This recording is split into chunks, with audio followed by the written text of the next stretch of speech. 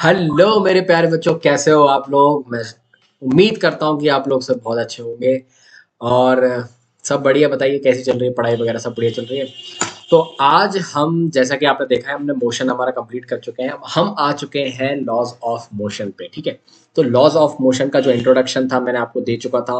Previous video पे आपने नहीं देखा तो जाके देखें। मैंने उसमें बताया है कि एक्चुअली कैसे मोशन क्या होता है, मोशन की वजह से, मतलब मोशन क्यों आता है। बेसिकली मोशन आता है फोर्स की वजह से, तो फोर्स क्या क्या इफेक्ट ला सकता है, ये सब चीजें हमने डिस्कस कर चुके थे। ठीक है, तो यही सीरीज को आगे बढ़ाते हुए आज मैं लेके आया हूँ, that is your second topic, that is basically Galileo. ठीक है, अपन सब लोग जानते हैं भाई कि न्यूटन ने न्यूटन के लॉ दिए, तीन नियम दिए।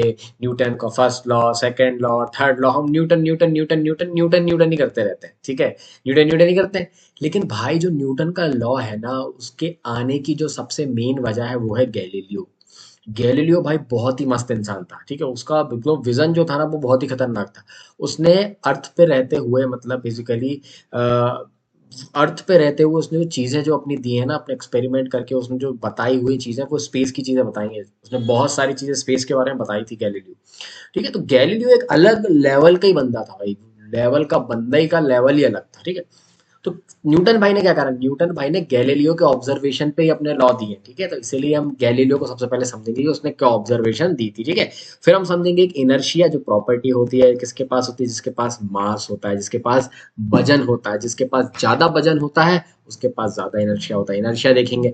फिर हम देखेंगे न्यूटन का पहला लॉ। ठीक है, फिर अपन सेकंड और थर्ड लॉ अच्छे से पढ़ेंगे, वो नेक्स्ट वीडियो में पढ़ेंगे। लेकिन अभी फर्स्ट लॉ को समझना बहुत जरूरी है, क्योंकि this is basically related to inertia, है ना। चलिए, तो बिना किसी बकचोदी के अपन शुरू करते हैं। तो मेरा नाम है रैपचिक मास्टर। आप लोगों का नाम मुझे नहीं पता, लेकिन आप बहुत ही क्यूट हैं और आप मेरे साथ बने रहिए इस वीडियो में और समझते हैं हम कि गैलीलियो ने क्या एनालाइज किया। ठीक है, तो गैलीलियो ने क्या एनालाइज किया, बेसिकली गैलीलियो ने क्या देखा। जैसे कि आपको अगर यहाँ पे पीपीटीज में दिख रहा होगा, पीपीटी में आपको एक चीज दिख रही होगी।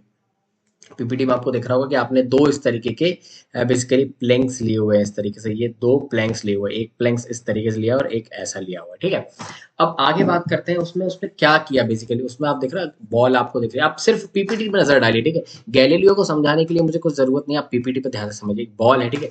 अब बॉल इस तरीके से उसने छोड़ दी, बॉल इस तरीके से छोड़ दी। ठीक है, और यहाँ पे मैंने एक रेफरेंस लाइन बना दी, यहाँ पे मैंने एक रेफरेंस लाइन बना दी कि पर्टिकुलर इस पॉइंट से मैंने बॉल को क्या है छोड़ दिया। यहाँ से मैंने इस तरीके के इस पर्टिकुलर पॉइंट से मैंने बॉल को छोड़ दिया। चलिए देख लेते हैं, इस पर्टिकुलर पॉइंट से मैंने इस बॉल को यहाँ से छोड़ दिया। तो बॉल देखो यहाँ से यहाँ ट्रेवल करी, यहाँ से यहाँ ट्रेवल करी और यहाँ से यहाँ ट्रेवल करी। ठीक है, सबसे इंपॉर्टेंट बात इस ऑब्जर्वेशन की क्या है, इस एक्सपेरिमेंट की सबसे मेन चीज जो मैंने ऑब्जर्व करी, कि यहाँ से लेके यहाँ तक जो हाइट थी, बेसिकली जो, अगर मैं इस फ्रेम को पर्टिकुलर ग्राउंड मान दूं तो ये जो हाइट है कुछ एच, जब बॉल यहाँ से यहाँ जा रही है ना तो वो सेम हाइट कवर कर रही है। फिर से देख लो, आप नहीं मानो तो मैं एक बार प्रीवियस फिर से वीडियो चला देता हूँ, ध्यान से देखना। ये सब मिटा के मैं फिर से एक बार वीडियो चलाता हूँ, ध्यान से देखना आप, है ना। देखो, ये बॉल यहाँ से गई, ये बॉल यहाँ से गिरी, ये गिरी, देखो सेम हाइट, दोनों की हाइट क्या है, बेसिकली सेम है। ठीक है, चलिए अब मैं क्या करता हूँ, बेसिकली क्या उसने देखा, when the marble is released from red it will roll down to the slope and goes to the opposite side to the same height from which it was release. Same height से जा रहा है। ठीक है, अब मैंने क्या करा, थोड़ा सा इंक्लिनेशन इसका कम कर दिया। ठीक है, तो देखते हैं भाई सेम हाइट तक जाता है, ज्यादा हाइट तक जाता है। बेसिकली देखो, तो ये देखो, ये इस समय भी सेम हाइट तक गया। बस डिफरेंस क्या है, पहले उसने क्या करा, ये वाला जो डिस्टेंस था वो उसने कम ट्रेवल किया। सेकंड मतलब यहाँ का जो डिस्टेंस था वो सिर्फ इतना ट्रेवल करा था। ठीक है, जब सेकंड फर्स्ट टाइम में अगर मैं बात करूँ तो डिस्टेंस ट्रेवल करा था वो सिर्फ इतना ट्रेवल किया था। लेकिन जब मैं इंक्लिनेशन इसका कम कर दूंगा ना, देखो डिस्टेंस बढ़ जाएगा, ये डिस्टेंस बढ़ जाएगा। डिस्टेंस क्यों बढ़ेगा, क्योंकि उस पर्टिकुलर हाइट को उसको मेंटेन करना पड़ेगा। ठीक है, तो इनिशियल से लेकर फाइनल हाइट अभी भी सेम है। तो बॉडी क्या कर रही है, उसने क्या ऑब्जर्व किया, उसने ये ऑब्जर्व किया कि बॉडी है ना सेम हाइट अटेन करना चाह रही है।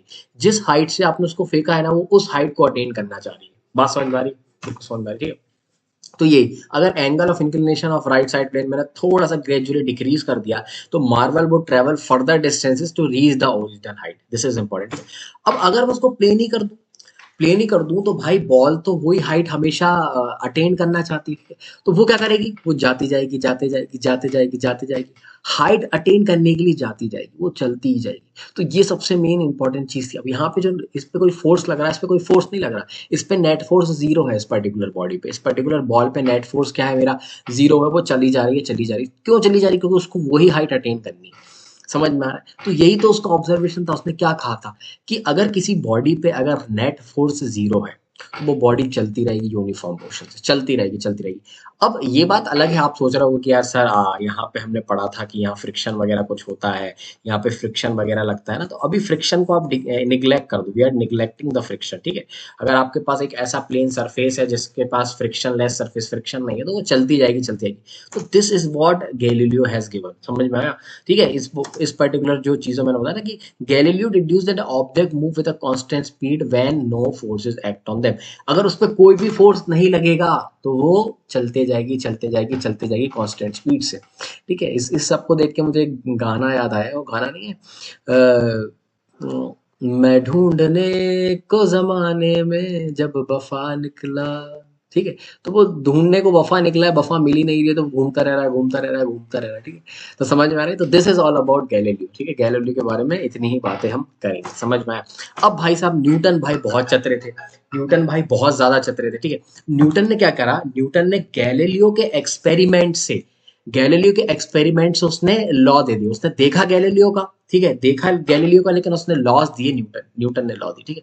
ये होता है ना कि ऐसे ही हमारे यहाँ तो हमने वेदिक में बहुत सारी अच्छी अच्छी चीजें लिख के रखी हैं, हमारे जो ऋषि मुनि थे उन सब ने बहुत बड़ी बड़ी चीजें लिख के रखी हैं, ठीक है। और न्यूटन भाई ने क्या करा, न्यूटन भाई ने उनको पढ़ के अपनी भाषा में इंग्लिश में पब्लिश वगैरह करवा दिया, फेमस हो गया, ठीक है। लेकिन बात इंपॉर्टेंट क्या है, इंपॉर्टेंट बात है कि दिए तो इंडिया के वैदिक मेथड, मतलब जो हमारे ऋषि मुनि थे उन्हीं ने दिए थे ना, ठीक है। तो यही मैं बात बता रहा था कि उसने सेम ऐसा किया, गैलीलियो ने जो लॉ दी, मतलब गैलीलियो ने जो एक्सपेरिमेंट किया और एक्सपेरिमेंट करके जो रिजल्ट्स निकाले ना, न्यूटन ने उनको देखा, अबे यार ये तो सही बोल रहा है, उसने लॉ बना दिए, ठीक है। तो चलिए अब न्यूटन के लॉ पढ़ लेते हैं। ऐसी बात नहीं है, न्यूटन ने बहुत सारी चीजें दी है, लेकिन मैं आपको एक बात बता रहा हूँ, ठीक है। न्यूटन इज वेरी इंटेलिजेंट, उसने पूरा कैलकुलस के बारे में हमको दिया है, ठीक है, वो हम देखने वाले, ठीक है। तो न्यूटन ने क्या स्टडी करी, उन्होंने फोर्स के बारे में स्टडी करा, मोशन के बारे में स्टडी करा, और उन तीनों को, उन सबको मिला के एक पर्टिकुलर तीन फंडामेंटल लॉ दे दिया उसने उन सबको पढ़ के, ठीक है। मतलब मोशन को, फोर्स को, सबको निचोड़ के उसने तीन लॉ बना दिए। वो तीन लॉ से आप पूरा मोशन, पूरा फोर्स सबको समझ सकते हैं। That is why these laws are known as Newton's laws of motion, ठीक है। न्यूटन के नियम होते हैं, ठीक है। चलिए, तो न्यूटन के नियम समझने से पहले, रूल समझने से पहले, we will talk about inertia. What is inertia? सबके अंदर इनर्शिया भाई होना चाहिए, सबके अंदर इनर्शिया होना चाहिए। इनर्शिया मतलब होता है, किसी को भी, किसी कोई बोले ना चल यार पार्टी पे चलना, तो आपके अंदर वो क्वालिटी होना चाहिए कि आप उसको ना कर सको, आप उसको रेजिस्ट कर सको, ठीक है। तो व्हाट इज इनर्शिया? इनर्शिया एक प्रॉपर्टी होती है, that is the qualitative property of a body, ठीक है। एक प्रॉपर्टी होती है बॉडी की जिसकी वजह से वो चीजों को रेजिस्ट करती है। कैसे रेजिस्ट करेगी, देखो मैं आपको समझाता हूँ बहुत अच्छे से, आपको एक एग्जांपल देता हूँ। फॉर एग्जांपल, अगर मेरे पास एक यहाँ पे सरफेस है, आई हैव दिस सरफेस, ठीक है। और इस सरफेस पे लेट से यहाँ पे एक चेयर रखी हुई है, फॉर एग्जांपल आप किस तरीके से यहाँ पे ये चेयर रखी हुई है, मैं यहाँ पे ऐसे चेयर टाइप की बना देता हूँ, ठीक है। ये आपकी इस तरीके से ये चेयर रखी हुई, ठीक है। अब देखो, ये पर्टिकुलर इस चेयर के पास कुछ ना कुछ मास होगा, पर्टिकुलर इस चेयर के पास कुछ ना कुछ मास होगा, समझ में आ रहा है? इसके जो चार इस तरीके से जो पहिए हैं ना, ऐसे जो चाहिए इस तरीके से पहिए, ये किस पे रखे हुए हैं, ग्राउंड पे रखे, इसके पास पर्टिकुलर मास होगा, ठीक।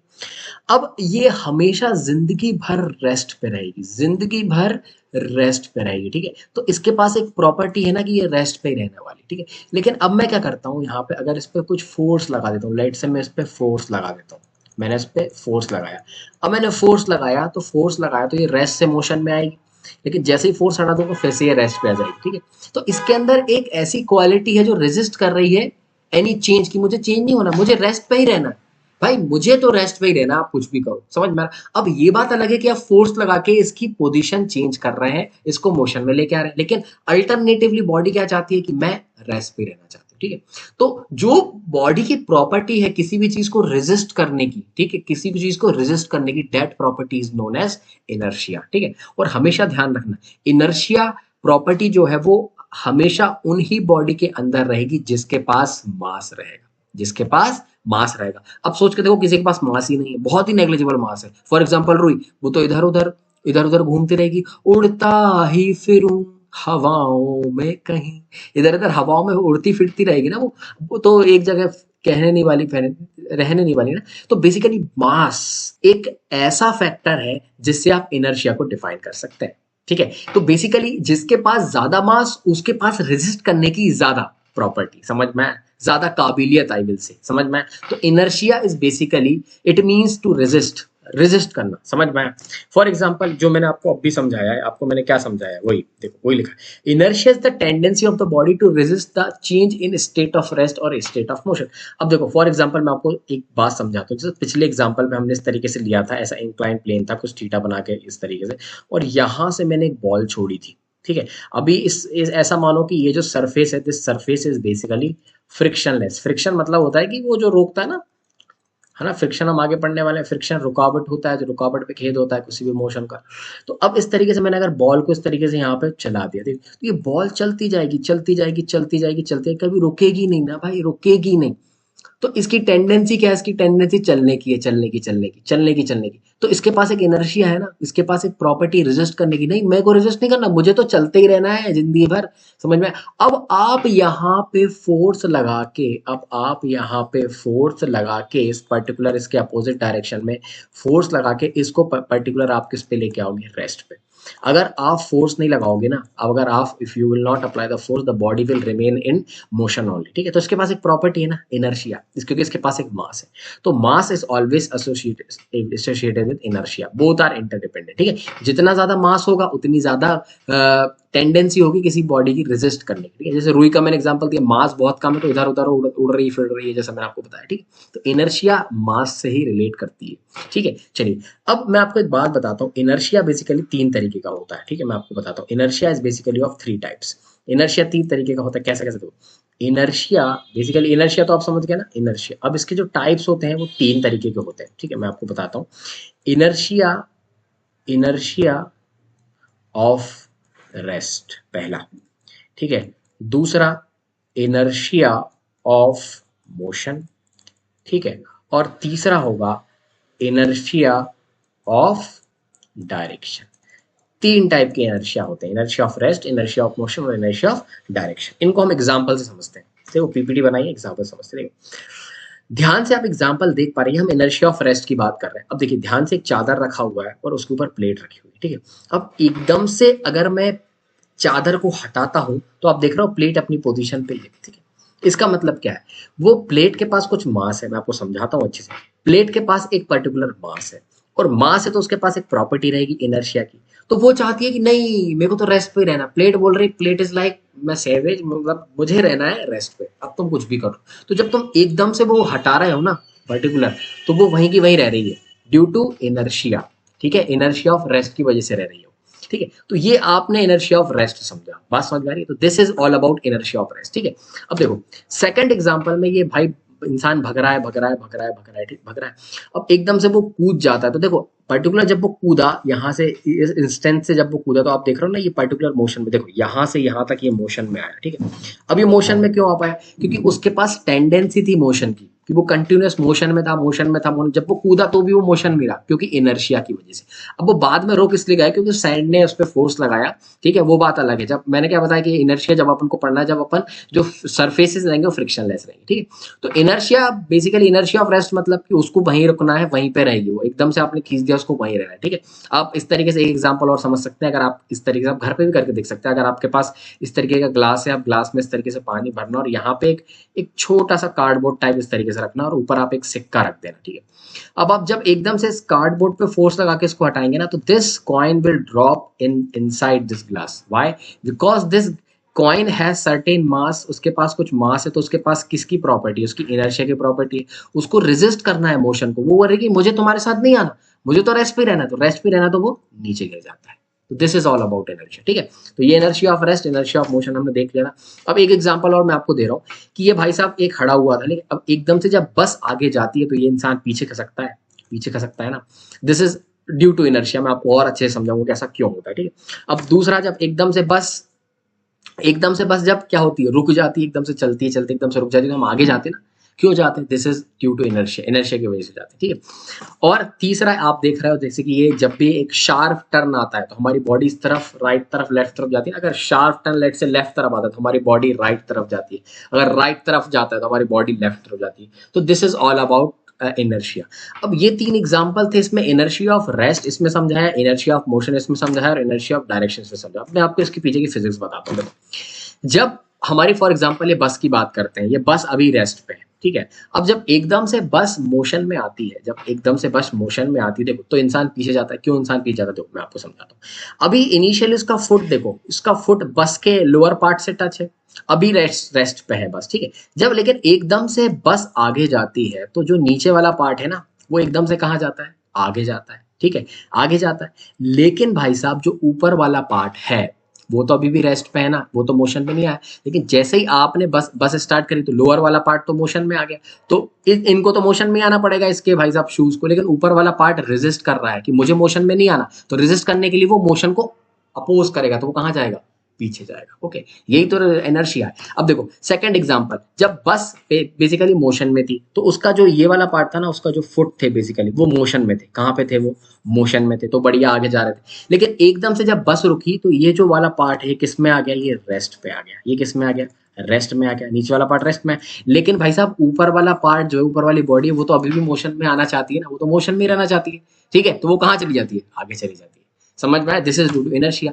अब जब एकदम से जब आप शार्प टर्न लेते हैं, जब एकदम से आप शार्प टर्न लेते हैं, जैसे लेट से आप लेफ्ट तरफ को भी शार्प टर्न ले रहे हैं, ठीक है, तो बॉडी को पसंद नहीं, बॉडी रेजिस्ट कर रही है, तो वो कहाँ जाती है? राइट जाती है। समझ में आया? रेजिस्टेंस वाली प्रॉपर्टी तो इनर्शिया है। तो मैंने आपको समझाया inertia of rest, inertia of motion और इनर्शिया ऑफ डायरेक्शन क्या होता है इस पर्टिकुलर एग्जांपल। देखो ये एग्जांपल, और हम कैरम बोर्ड खेलते हैं ना, कैरम बोर्ड में बेसिकली क्या होता है? कैरम बोर्ड में जब आप इस स्ट्राइकर से इस लोअर वाले पार्ट को मारते हो तो वो निकल जाता है, और जो ऊपर वाले पार्ट है ना वो वैसे के वैसे नीचे चले जाते हैं, क्योंकि ऊपर वाले पार्ट के पास कुछ मास है, तो उसके पास इनर्शिया वाली प्रॉपर्टी है, तो वो रेजिस्ट करती है मोशन को। So inertia is all about resistance, कि आप किस तरीके से रेजिस्ट कर रहे हैं, ठीक है। तो इस तरीके से न्यूटन भाई ने ये चीज देखी और पहला लॉ दे दिया, जिसको बोलते हैं न्यूटन का फर्स्ट लॉ। फर्स्ट लॉ वही है कि every body will remain in the state of rest और स्टेट ऑफ मोशन। रेस्ट में रहेगी या फिर मोशन में रहेगी until and unless you applied an external force to change its position of state of rest और state of motion। ठीक, बहुत सिंपल सा लॉ यार, अगर तुम होते तो तुम भी दे देते, कोई बड़ी बात थोड़ी कि भाई कोई भी बॉडी है, लेट से अगर ये मेरे पास कोई चीज है, ये मैं यहाँ पे रख दूं तो अब ये रेस्ट पे रखी रहेगी, रखी रहेगी, रखी रहेगी, रखी रहेगी, रखी रहेगी, उसको कुछ थोड़ी करना है, समझ में आ रहा है। लेकिन अगर आपको उसकी position of state of rest change करना तो आपको फोर्स लगाना पड़ेगा, तो फोर्स लगा के आप ऐसी पोजीशन चेंज कर रहे हो, उसको गिरा सकते हो, ठीक है। अगर कोई बॉडी मोशन में तो वो चलती रहेगी, चलती रहेगी, चलती रहेगी, चलती रहेगी, दुनिया भर चलती रहेगी, है ना, जिंदगी भर चलती रहेगी, अगर आप फ्रिक्शन को निग्लेक्ट करते हैं या रेजिस्टेंस को निग्लेक्ट करते हैं, समझ में। लेकिन आप जब उस पर अपोजिट डायरेक्शन में फोर्स लगाओगे तो वो रेस्ट पे आ जाएगी, ठीक। तो this is all about Newton's first law कि an object will remain in the state of rest or of uniform motion in a straight line unless it is compelled to change its the state by an applied force। तो इस तरीके से ये किताबी definition है जो मैंने आपको समझाया। जैसे ये बॉल, अब ये बॉल है, अब ये बॉल रेस्ट पे रहने वाली, ठीक है, लेकिन एक चुंगू आएगा और चुंगू इसको क्या लगाएगा, इस पे लात मारेगा, ठीक है, लात मारेगा तो ये हिला देगा, समझ में। तो एक्सटर्नल फोर्स से ही चीजें रेस्ट, स्टेट ऑफ रेस्ट और स्टेट ऑफ मोशन में आती हैं और चेंज करती, समझ में आया, ठीक है। अब इस लॉ को आप बेसिकली दूसरे तरीके से भी समझ सकते हैं, कैसे? An object resist a change in the state of motion. Basically तो इनर्शिया ही है ना, एक टाइप से इनर्शिया है ना, न्यूटन का फर्स्ट लॉ। भाई इनर्शिया में भी तो यही हो रहा था कि बॉडी रेस्ट में थी तो रेस्ट में रह रही थी, मोशन में थी तो मोशन में रह रही थी। भाई ये तो इनर्शिया है यार, ये तो इनर्शिया की डेफिनेशन है, ठीक है। इसलिए न्यूटन के पहला लॉ को क्या बोलते हैं? It is the law of inertia, है ना। अगर बुक में कभी भी लिखा है, अगर आप न्यूमेरिकल में अगर, सॉरी एमसीक्यू में अगर कभी आ भी जाए कि लॉ ऑफ इनर्शिया कौन सा लॉ कहलाता है, तो फर्स्ट लॉ कहलाता है यार, उसकी डेफिनेशन को तो डिफाइन करता है, समझ में आ रहा है। तो यही आप याद रखिए, है ना, ठीक है।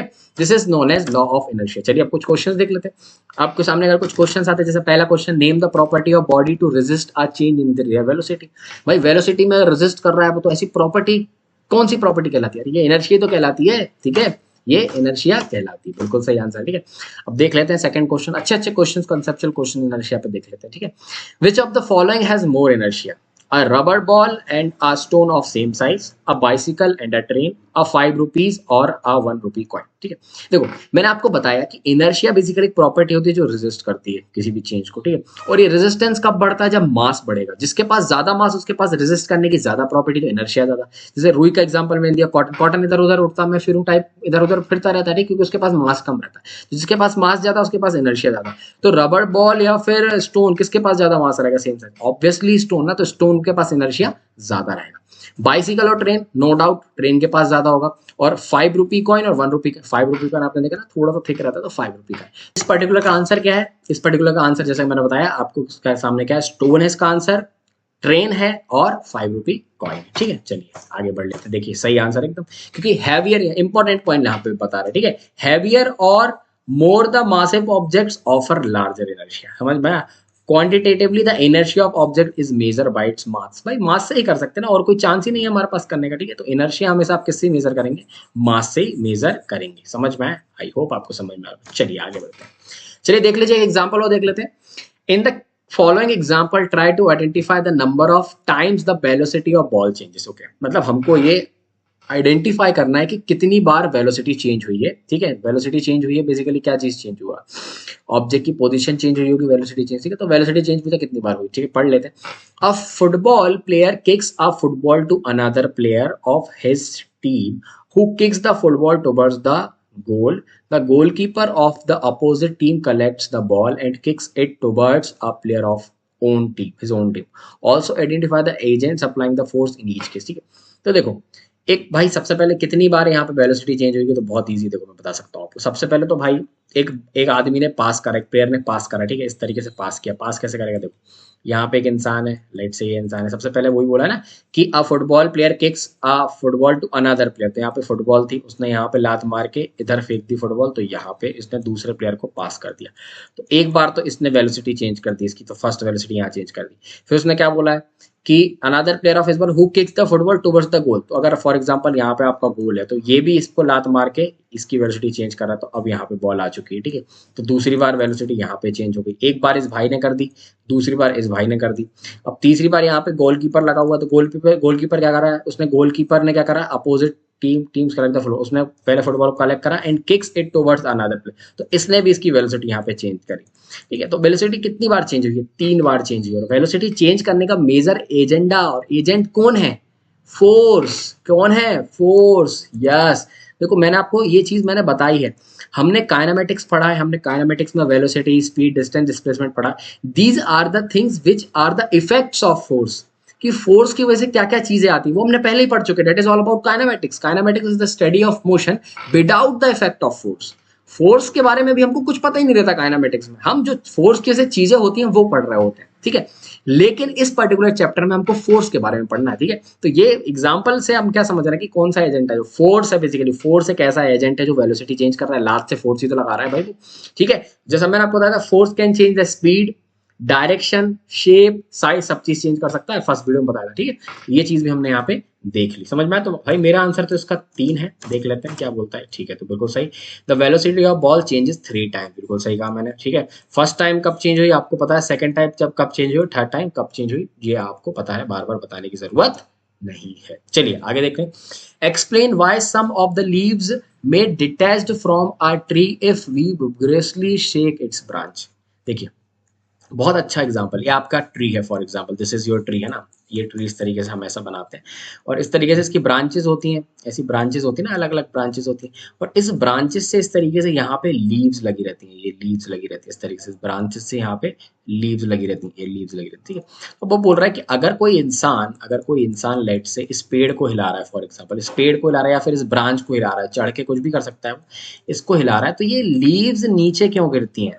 Why the leaves fall downward? तो इसका देखो बहुत सिंपल लॉजिक है, देखो मैं आपको बताता हूँ। जब कोई भी इंसान इस फोर्स लगा के इस ब्रांच को शेक करेगा, तो ये भाई साहब मोशन में आ जाएंगे, this will come in motion. ठीक है, अब ये मोशन में आ गई तो ये वाली छोटी छोटी ब्रांचेस भी मोशन में आ जाएंगी, लेकिन जो लीव्स है ना, they wants to be in rest पे रहना चाहती। क्यों भाई? ड्यू टू इनर्शिया उनको कहाँ पे रहना है? रेस्ट की पोजीशन पे रहना है। तो रेस्ट की पोजीशन पे रहना चाहते हैं तो उसको रेजिस्ट करेंगे तो वो क्या करेंगे? नीचे गिर जाएंगे। सेम एग्जांपल कॉइन से समझ सकते हैं। ठीक है, तो basically this is due to inertia of rest. ठीक है, तो ये इनर्शिया ऑफ रेस्ट की वजह से होता है। वही before shaking the branches leaves are at rest, when branches are shaken they come in motion while leaves tend to remain at rest due to inertia of rest, ठीक है। As a result leave get detached. देखो एक ये example, एक बहुत बड़ी example मैं आपको देता हूँ। अगर आपकी, आपने देखा ना मम्मी वगैरह जो आपकी कारपेट वगैरह उसको साफ करने के, इस पे धूल हो जाती है, बहुत सारी डस्ट पार्टिकल्स हो जाते हैं, ठीक है। तो आपकी मम्मी इसको साफ करने के लिए क्या करती है, लकड़ी लेती है इस तरीके से, एक डंडी लेती है और इस डंडी से इस पे मारती है, तो धूल साफ हो जाती है। अब ऐसे में क्या होता है, ऐसा क्यों होता है, देखो जब जैसे ही आप स्टिक से इसको इसको ये कारपेट को जब आप मारते हैं ना, तो ये कारपेट किस में आ जाती है, मारते से मोशन में आ जाती है। लेकिन जो छोटे छोटे डस्ट पार्टिकल है ना, वो इनर्शिया की वजह से किस में रहना चाहते हैं, रेस्ट पे रहना चाहते हैं। तो रेस्ट पे रहना चाहते हैं तो वो सीधे के सीधे नीचे गिर जाते हैं, ठीक है। तो देखिए कितना बढ़िया है ना, फिजिक्स हर जगह लगती है भाई। आप सुबह से उठ रहे हो तो फिजिक्स लगा रहे हो, ठीक है, सो रहे हो तो फिजिक्स लगा रहे हो, हर जगह फिजिक्स है, फिजिक्स इज एवरीवेयर, ठीक है। बस आपको समझना है, ठीक है। चलिए एक चीज और देख लेते हैं, why do fall in the backward direction when bus moving brakes to be stopped and fall backward. हाँ मतलब वही जो मैंने आपको बताया ना कि जब भाई बस एकदम से चलती है तो आप पीछे गिरते हैं, बस एकदम से रुकती है तो आप आगे करते हैं। ऐसा क्यों, मैंने आपको ये रीजन बता चुका हूँ, एक बार और बता देता हूँ कि जब ब्रेक लगता है, जैसे कि मैं बताता हूँ पहले कि आप आगे क्यों जाते हैं जब एकदम से बस रुकती है। ऐसा क्यों होता है, जैसे बस मान के चलो अभी मोशन में, ठीक है, अब एकदम से बस रुकी तो आपका जो लोअर वाला पार्ट है ना, लोअर आपका जो फुट है वो एकदम से किस में आ गया, रेस्ट में आ गया, क्योंकि बस भी रेस्ट में आ गई। लेकिन ऊपर वाला पार्ट तो अभी भी कंटिन्यू करना चाहता है ना, स्टेट ऑफ मोशन, ठीक है, तो वो एकदम से कहाँ चला जाता है, आगे चला जाता है। सिमिलरली जब बस रेस्ट पे है, ठीक है, तो अभी नीचे वाला पार्ट रेस्ट पे है, लेकिन जब वो एकदम से मोशन में आया तो आपका जो ऊपर वाला पार्ट है ना वो एकदम से मोशन में आ गया, ठीक है, नीचे वाला पार्ट से, नीचे वाला पार्ट एकदम से मोशन में आ गया, लेकिन ऊपर वाला पार्ट तो अभी भी रेस्ट में रहना चाहता है तो वो पीछे चला जाता है। समझ में आया, इसकी वजह से ये चीज होती है, समझ में आया। तो आप देख सकते हैं, ठीक है, स्क्रीन पे सब लिखा हुआ है, ठीक है, इंग्लिश में लिखा हुआ है, अंग्रेजी में लिखा हुआ है, लेकिन मैंने आपको समझा दिया, ठीक है। आई होप आपको समझ में आया होगा। तो हमने क्या देखा, हमने इस पूरे चैप्टर में, मतलब इस पूरे पर्टिकुलर टॉपिक में हमने इनर्शिया को समझा कि व्हाट इज इनर्शिया, हमने गैलीलियो के बारे में समझा और न्यूटन का पहला लॉ समझा। So I hope you love the video, thank you so much for watching, have a nice day. और पढ़ते रहिए, बकचोदी कम करिए, ठीक है, ठीक है, आपको पढ़ाई करके अच्छी जगह पहुंचना है, ठीक है। Thank you so much for watching, have a nice day, bye, I love you all.